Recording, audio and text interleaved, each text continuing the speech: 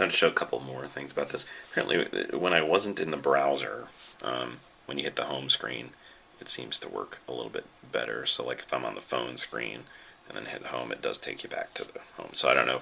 Let's try that again. The browser. It's working now. Earlier when I was hitting home, it was. I wonder if it was just. Interesting. I don't know why it wasn't working before, but that seems to be doing what it should be now.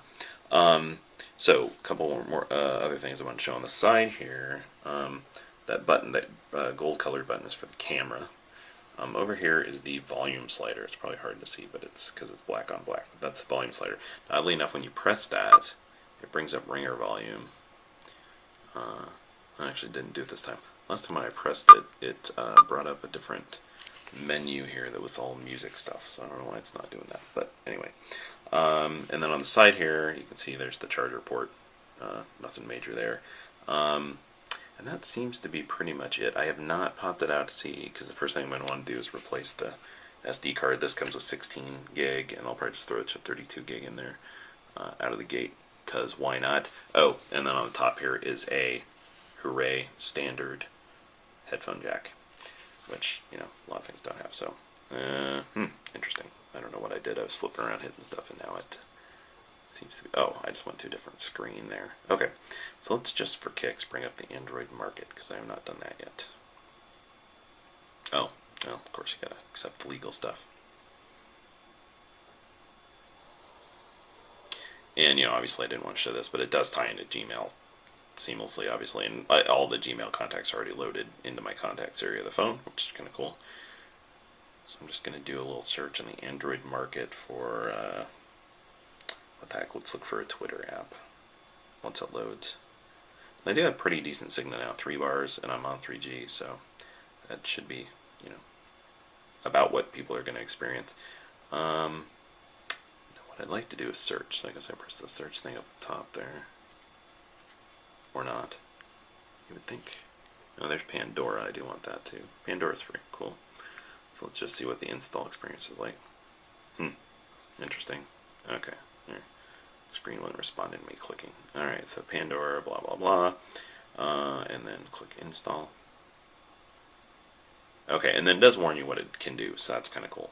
You can read contact data, and it has full internet access. So that's kind of neat. It tells you exactly what the app's going to be able to do.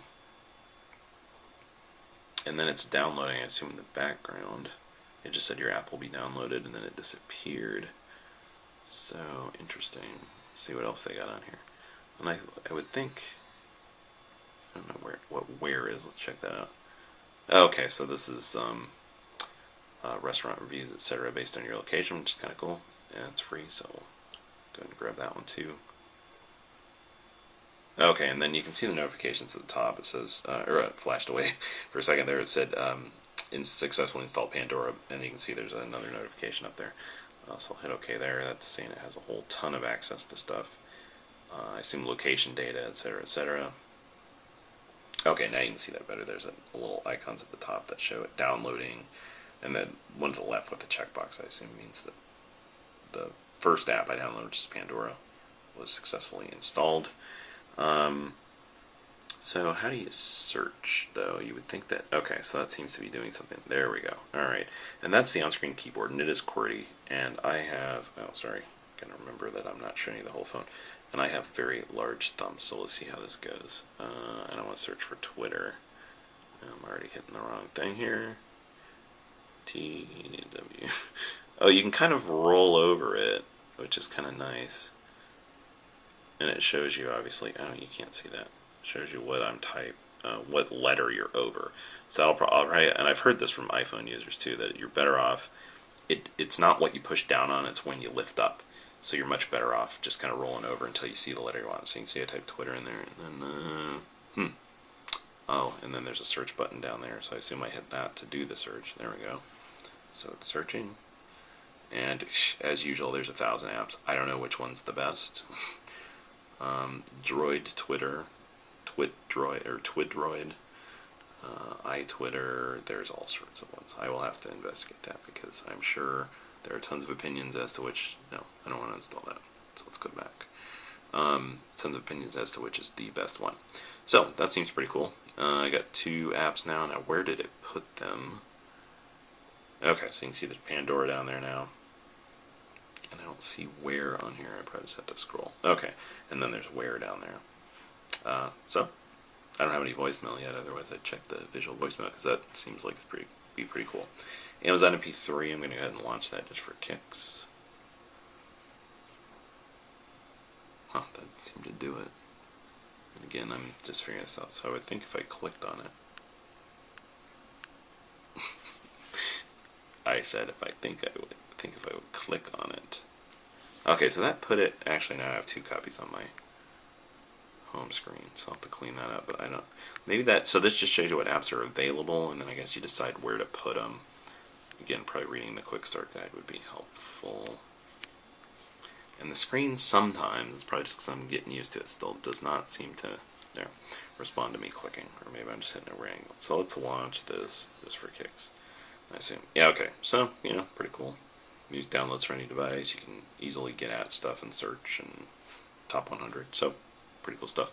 And, I've heard there's a ton of apps, so this will be interesting to play with. But I think that's probably about it. I mean, it seems like from here on out, I'm just going to be installing apps and playing around with stuff. But at least, based on having it for 10 minutes, seems like a really, really solid phone. The feel is, I don't know what button I just hit, but it went to show me my notifications. I thought I hit the camera button, but I don't know what I hit. But the feel's nice and solid, and like I said, it's weight-wise, it's lighter than my iPod Touch. By a little bit, pretty close. And so we'll have to see how things like, using it as a phone work. I'll have to figure out how to delete my duplicate icons, etc., etc. But the other, the keyboard. Now I didn't type in that, so let me do that. The keyboard, it's the keys are not any smaller than on my LG Voyager by any means, but they are. It's one instead of being in.